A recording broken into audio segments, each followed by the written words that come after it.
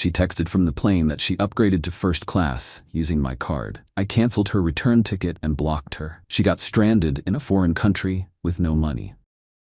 So this happened a couple months ago, and I'm still processing it, but mostly I'm just glad she's gone. I'm 37, was dating Rachel for 8 months, she's 29, met her at a friend's barbecue. She was fun at first, outgoing, social, always knew where the good restaurants were. Red flag I missed, she always knew where the expensive restaurants were, and always had reasons why I should pay. Early on, I paid for dates, normal stuff, dinner, movies, drinks. But I noticed a pattern after month 2. She never reached for her wallet. Not once. I tested it one night. Check came. Sat there. She sat there. Smiled at me. Picked up her phone. I paid. Started bothering me. Month 3, I brought it up. Hey, can we split things sometimes? She got quiet. Then I make way less than you. You have a real career. I manage a warehouse distribution center. Good money, not rich. She did social media consulting, whatever that means. Never saw her actually work. But fine, I made more. Doesn't mean I'm an ATM. I suggested cheaper dates. She pouted, said I was being cheap. First time she said that word, cheap. Hate that word. It's manipulation. Makes you prove you're not cheap by spending money. I spent the money. Idiot move. Thing is, her version of cheap was insane. I'd suggest a nice local Italian place, $20 entrees, good food. She'd counter with some place downtown, $50 plates, small portions. Why? Ambiance. Translation. Instagram background. Every dinner was a photo shoot. She'd make me wait to eat while she got the right angle. The food would get cold. I'd sit there watching her edit photos of meals I paid for. Then she'd take 3 bites and say she was full. Waste of money. Waste of time. Movies were the same. I'd suggest a regular theater. She'd want the luxury cinema, the one with recliners and full restaurant service. $35 a ticket, plus she'd order drinks, appetizers, dessert. A movie would run me $150 easy, and she'd talk through the whole thing anyway. Missed the entire point of going.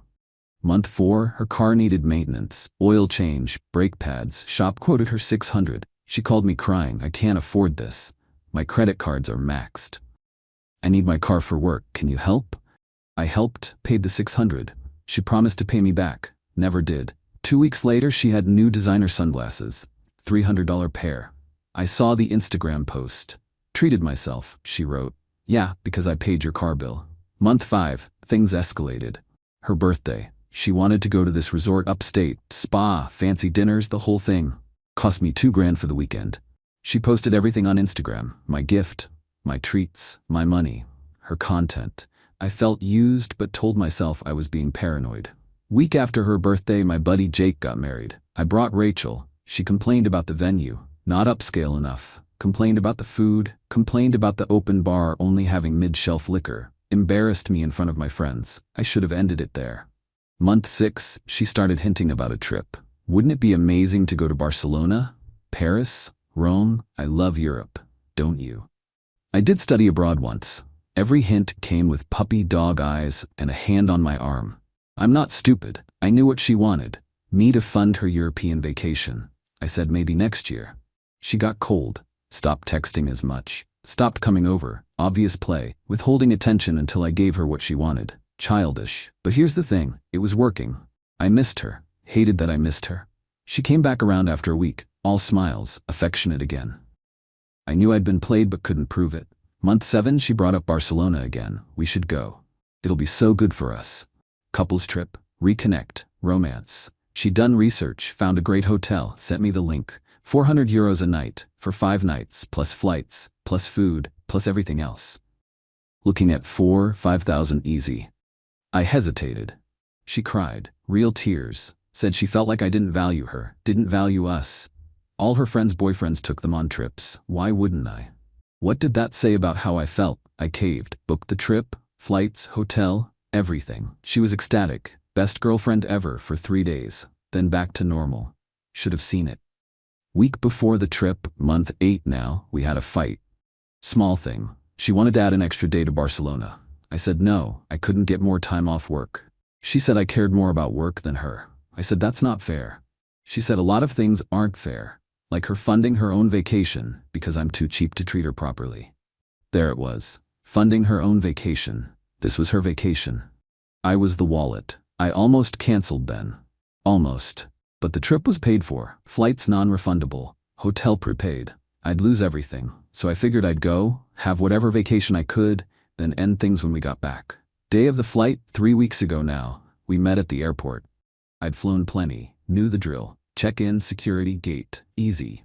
Rachel was in a weird mood, giddy, extra affectionate, should have known something was up.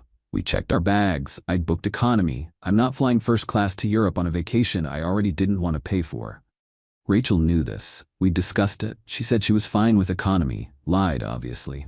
We went through security separately, different lines. Met at the gate. She was on her phone. Smiling, texting someone. Who? Her friend Casey. Okay. Didn't think much of it. Boarding started. Group 1. Business and first class. Rachel stood up. I looked at her. We're not boarding yet. She smiled. I upgraded. What? I upgraded my seat. To first class. How? Don't worry about it. Rachel, how? I used your card, the one you gave me for emergencies. I had given her my credit card number once. Her car broke down, needed a tow. She was an hour away. I gave her my card over the phone to pay the tow company. Told her to delete it after. She said she did. She didn't. You what? I used your card. Just for the upgrade. It's only like $600. You'll barely notice. I stared at her. People were boarding. She was in line. You're kidding. No. Why would I be? We're on vacation. I deserve to be comfortable. You can sit and coach. I'll see you in Barcelona. She walked away. Boarded the plane. Left me standing there. I sat down, pulled out my phone, logged into my credit card account. Sure enough, charge from the airline. $673. Posted 20 minutes ago. While we were in the airport, she'd upgraded herself and said nothing until it was done. I sat there for 10 minutes. Boarding continued. Group 2, 3, 4. Finally my group. I walked onto the plane, passed through first class. Saw her. Seat 2A, champagne already in hand. She saw me. Smiled, wiggled her fingers, little wave. Enjoy coach, babe. I kept walking. Found my seat. 34B. Middle seat. Between a guy who smelled like onions and a lady with a screaming toddler. Perfect. 7-hour flight. I had 7 hours to think. Here's what I thought about. 8 months of paying for everything. Her never offering. Her calling me cheap when I hesitated. Her crying to manipulate me. Her cold shoulder routine when she didn't get her way. The Instagram posts taking credit for my money. This trip I didn't want to take. And now this. Stealing my card information. Spending my money without asking. Abandoning me to sit in first class alone. Not a partner, a leech. 2 hours into the flight, I made a decision. Pulled up my phone, used the Wi-Fi I'd paid $8 for, logged into the airline website, found our reservation. 2 tickets, outbound, Barcelona to home city 5 days from now. I canceled her return ticket, just hers. Mine stayed active. Cancellation fee was $200. Didn't care. Worth it. Her ticket canceled. Refund would hit my card in 5 to 7 days. Then I opened my credit card app, reported the $673 charge as unauthorized. Explained I'd given my card info for a one-time emergency. The cardholder used it without permission for a personal upgrade. Fraud dispute filed. They said they'd investigate, likely would rule in my favor, credit me back within 10 business days. Then I blocked her number, blocked her on every social media. Instagram, Facebook, all of it. Blocked her friend Casey too, anyone who might try to contact me on her behalf. Then I messaged my buddy Jake. Hey, if Rachel tries to contact you or anyone else to get to me, tell her not to bother. We're done. He responded immediately. What happened? I'll tell you later. Just don't help her with anything. He said understood. I sat back, watched a movie, ate the sad sandwich they gave me. Felt calm, felt good actually. Landed in Barcelona 7 hours later. She was at baggage claim, saw me, smiled. Wasn't that flight amazing? First class is so worth it. You should have upgraded too. I said nothing, grabbed my bag, started walking. She followed. Ethan, you okay? You seem mad. Still nothing. Ethan, come on. Don't be a baby. It's just money. Just money. My money. That she stole. We took a cab to the hotel. Separate bookings, but I'd coordinated arrival times when I thought we were actually a couple. Check-in was easy. I got my room key. She got hers. Rooms on different floors. Thank God. She wanted to get dinner. I told her I was tired. Going to sleep. She pouted. Fine. Be boring. See you tomorrow. Went to her room. I went to mine. Ordered room service. Ate on the balcony. Watched the city. Felt free. Next morning, day 1 in Barcelona, she texted me. Brunch, I didn't respond. She called. My phone rang even though I'd blocked her. International calls must bypass the block somehow. I didn't answer. She left a voicemail. You're really going to ignore me the whole trip? Mature. I left the hotel. Spent the day alone. Hit the Sagrada Familia. Park Güell. Walked Las Ramblas. Got lunch at a place Anthony Bourdain recommended once. It was great.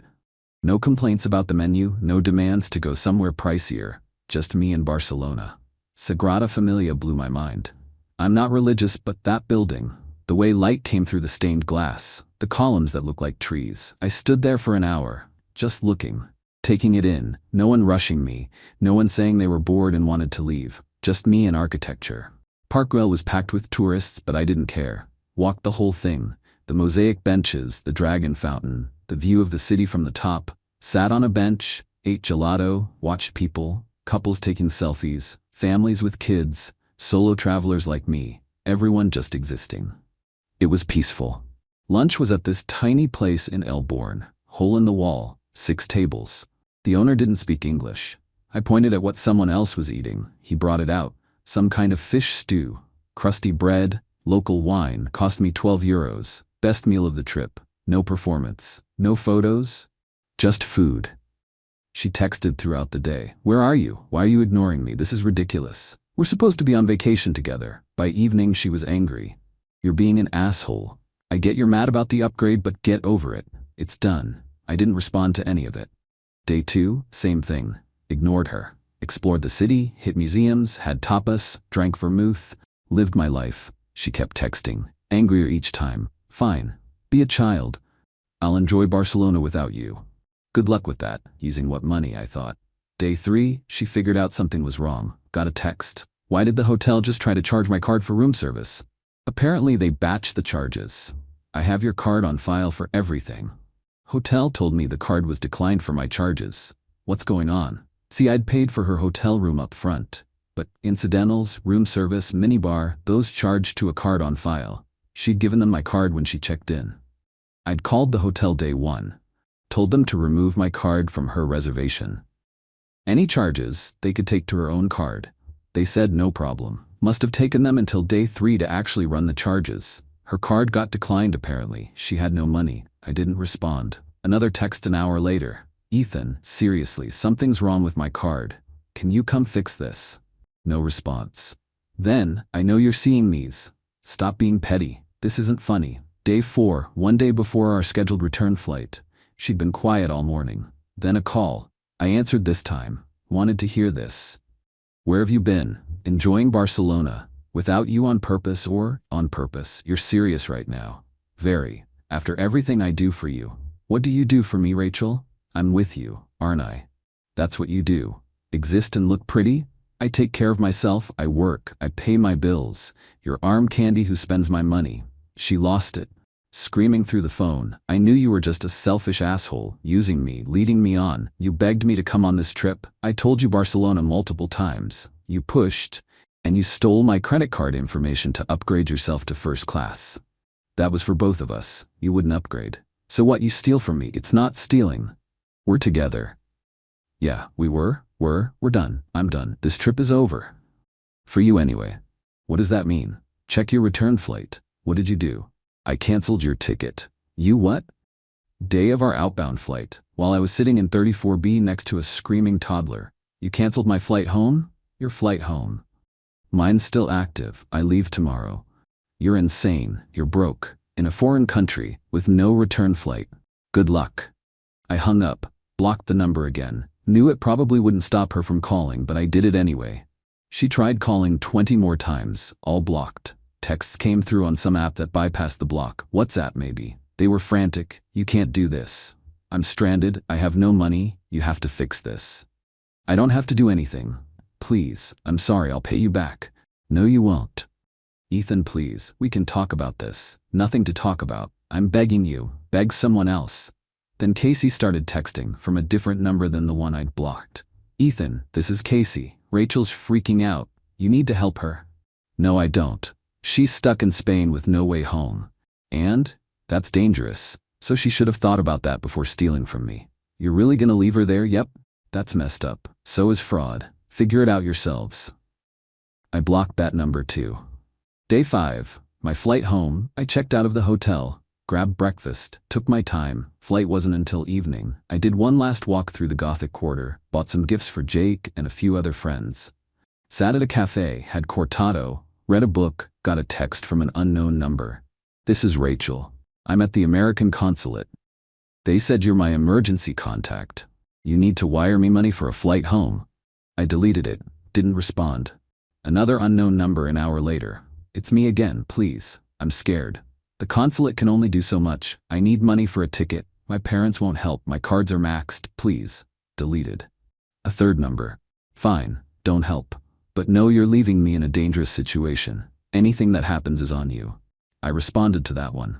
You put yourself there. Own it. I went to the airport, checked in, went through security, sat at the gate, boarded, got in my seat. Same middle seat, 34B. Didn't care. I was going home. She wasn't. Flight was fine. Landed. Got my bag. Went home. Unpacked. Slept in my own bed. Woke up the next day and went to work. Life continued. Week later, I heard through Jake that Rachel made it home. Eventually, she'd called every friend, every family member.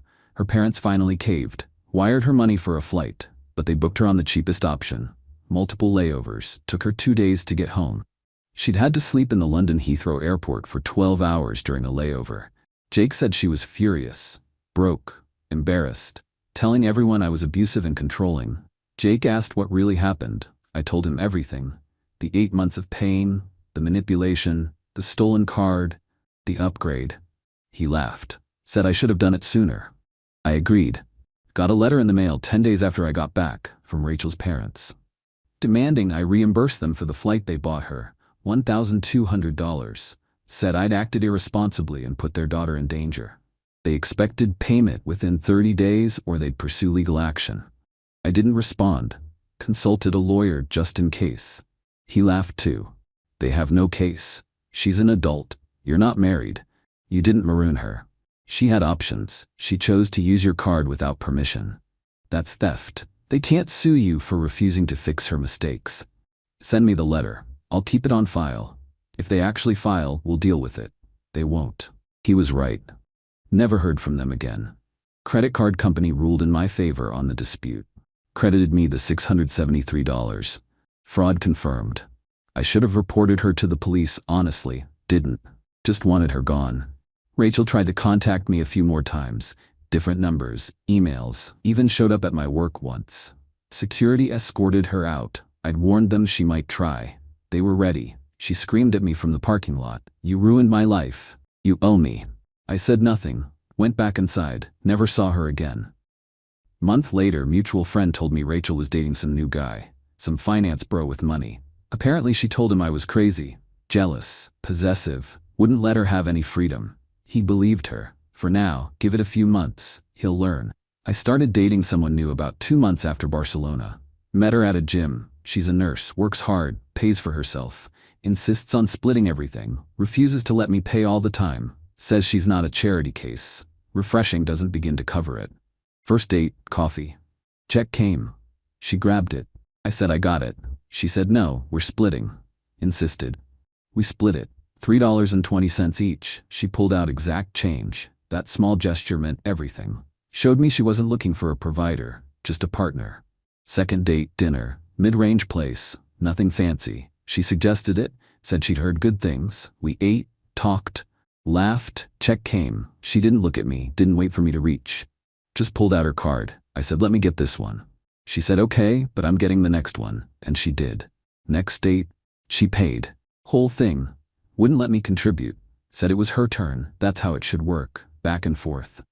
Equal effort. Not one person funding everything while the other takes and takes and takes. We took a weekend trip last month. She booked her own flight, her own hotel room. We met up when we got there. Spent the days together. Nights separate until we were ready for that step. She didn't expect me to fund her vacation. Didn't pout when I suggested a mid-range hotel instead of luxury. Didn't call me cheap. Didn't steal my credit card. Bare minimum? Maybe. But after Rachel, bare minimum feels like a miracle. Looking back, I should have ended it at month 3. When she first called me cheap, that was the sign. But you ignore signs when you don't want to see them. When someone's pretty and fun and good in bed, You overlook things. Convince yourself it's not that bad. It's just money. You can afford it. She's worth it. She wasn't worth it. The money wasn't the point. It was the entitlement, the expectation that I existed to fund her lifestyle. That my wallet was hers. That my hard work meant her easy life. That's not a relationship. That's a transaction. And I'm not for sale. Barcelona was the best money I ever spent. Not because of the trip, because it showed me exactly who she was. And it gave me the perfect setup to walk away clean. She screwed herself. I just let her.